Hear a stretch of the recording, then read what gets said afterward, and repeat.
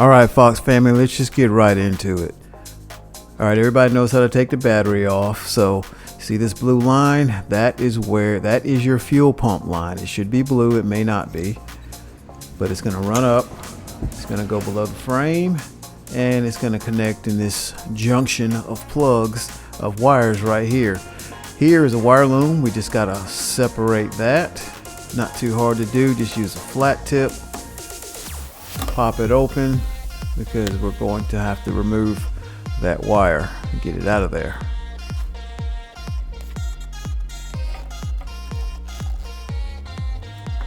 Alright, we get that separated, no big deal.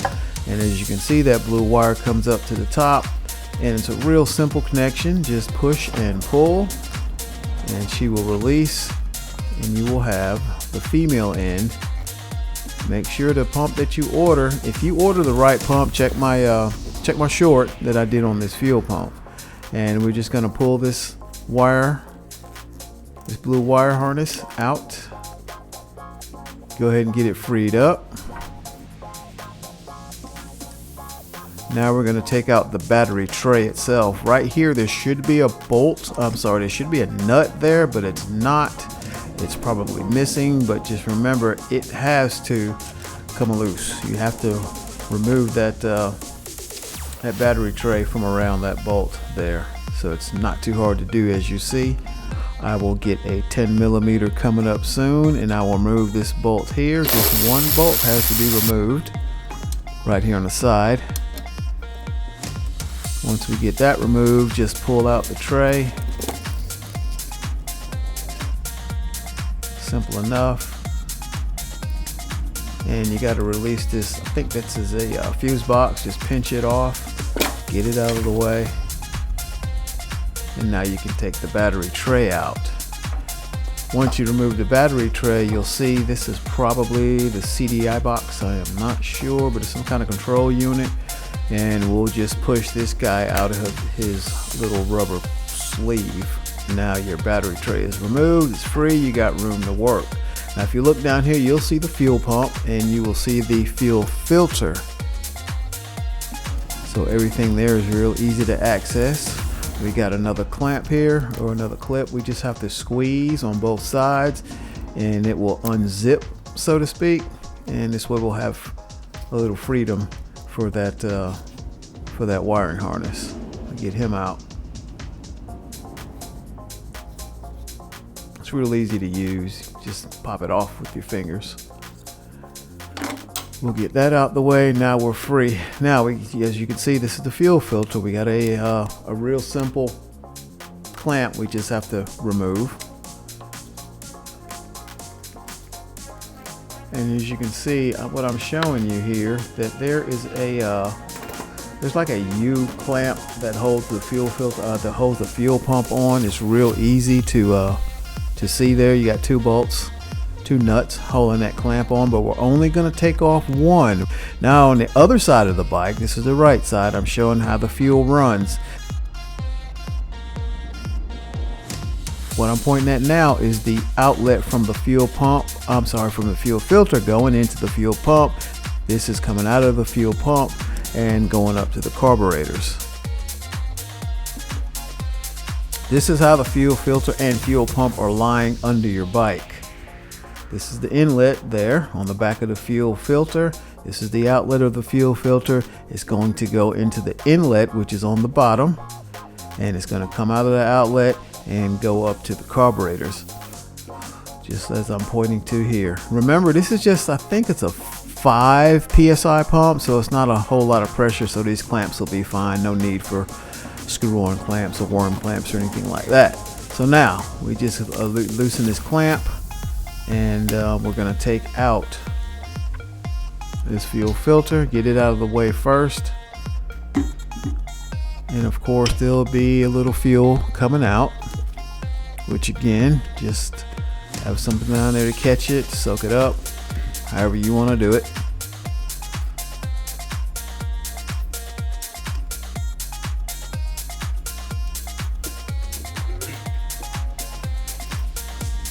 Now we'll unclip the other side, remove this clamp, and we'll have the fuel filter completely disconnected. And then we can get the fuel filter out of its holder.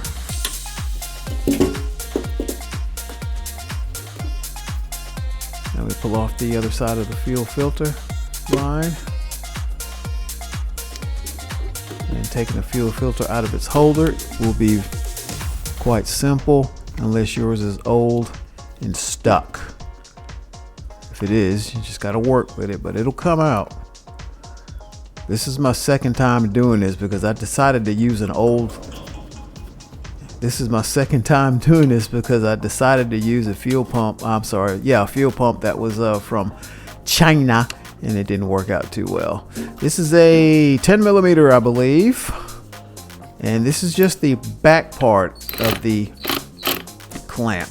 We do not have to loosen the front part, believe it or not. It will come out with just loosening the back part. When I say back, rear, just like the rear tire. So once we do that, we can pull down on the clamp. Once it is released, the fuel pump will be freed up to where it can actually be removed. Now this is back to the right side of the bike. We remove that clamp from the outlet hose from the fuel pump. Remove it from the union there.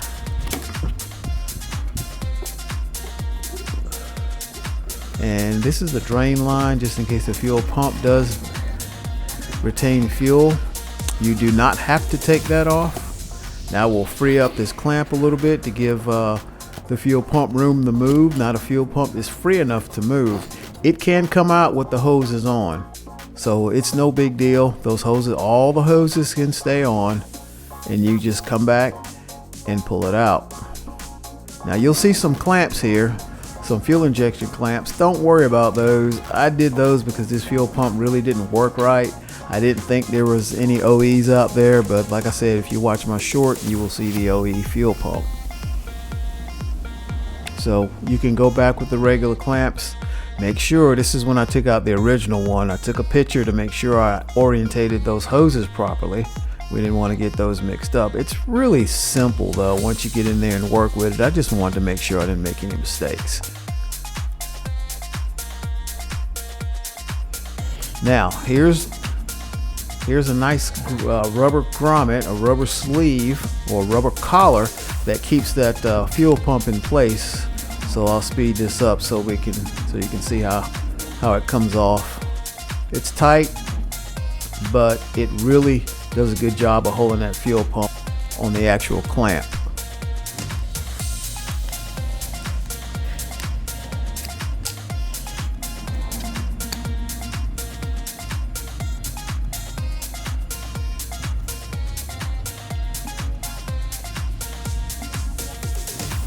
But you can see right here, we got a little notch that needs to go into a certain spot there.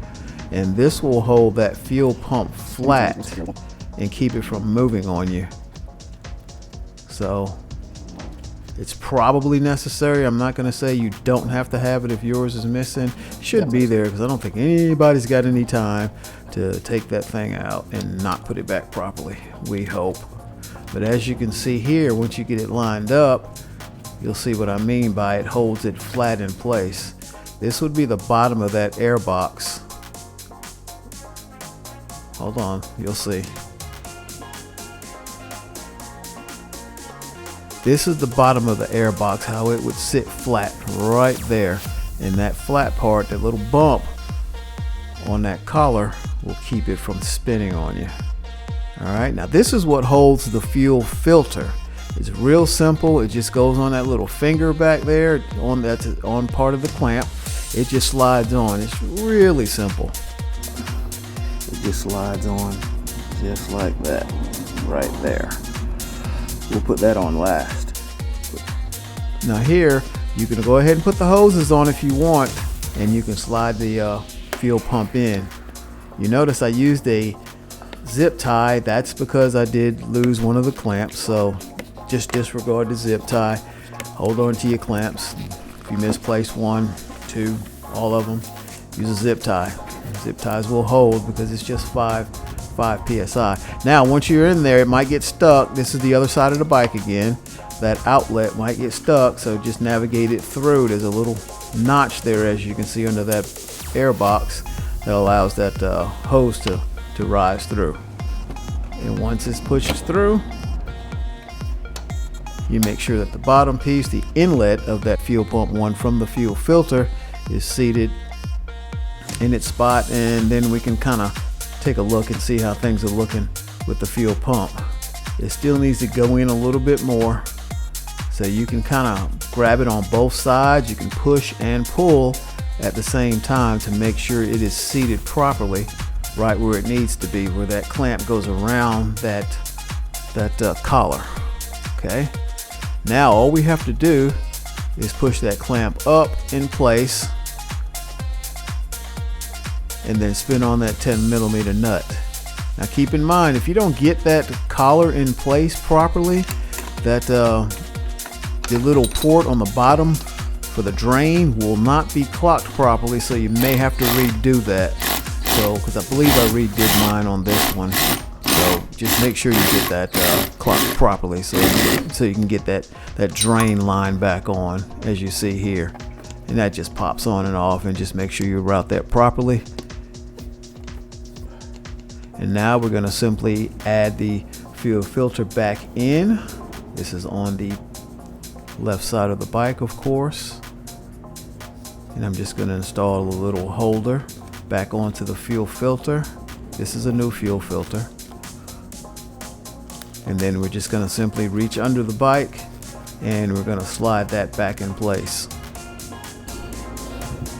This goes like this. But first, we're going to connect the inlet from the fuel petcock, and then we're going to add the clamp to it.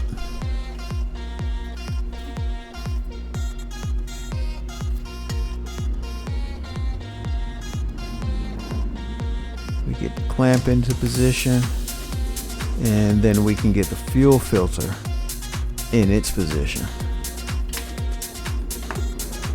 This part was not too hard. You just got to feel around a little bit. But as you can see, I'm glad I really got a shot of this, because it was a little hard to do with one hand. Get under there with two hands, you get it in place, you're good to go. Now you can see where the outlet of the fuel filter is. The fuel pump is already there with its hose. Plug that guy in, and you're golden. Plug in the outlet from the fuel filter to the fuel up, and this is what it's going to look like from the bottom once it's all installed. Like I said, guys, this is not hard to do. It wasn't really that tricky to film. You do not have to take off all that stuff that the manual says you have to do. Now we're just going to reroute these wires back into their wire looms. Pretty simple. Squeeze this together. We don't want to over squeeze it. I don't even think you can.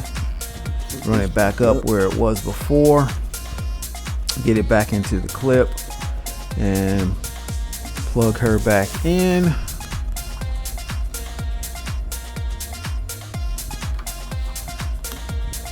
Close off that wire holder. You can tuck that under the bottom if you want to. And now that portion of the install is done. Now we just have to put the battery tray, well, with the CDI box, we have to slide it back into place, and then we'll put the battery tray back in. All this should be reverse procedure.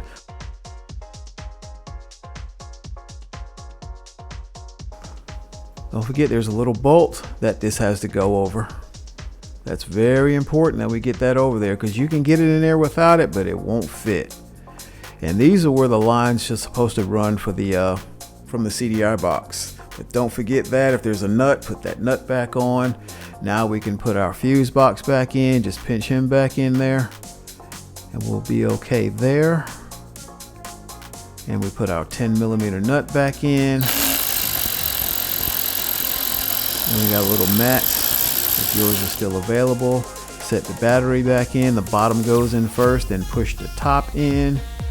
And then the rest of it is pretty much reverse procedure. Turn on your fuel petcock and make sure that there are no leaks. If you followed my steps, you should not have any leaks. And it's going to take a minute to get it started. You're going to have to fire this thing off probably 4 or 5 times before it actually runs. Get fuel up to those carburetors, because we drained out a lot of fuel. But hey, that is it, Fox family. Look, comment, subscribe, hit that like button, and we'll have more of this coming. I'm gonna do a whole series on this bike, on what I did for the fuel tank, how I got it put back together, and saved that fuel tank. I think I did a short on that. Those are pretty informative, believe it or not. If you haven't watched them, you need to go ahead and watch those. But then I'm gonna go over the whole bike on what I did to get this thing back running. It sat up before COVID. It was just sitting, and it was in really bad shape. But I was able to get her running again. New tires, the whole 9. Thank you for watching, and remember, get saved. Find yourself a Bible-based church, because the Lord is coming back soon. Thanks for watching.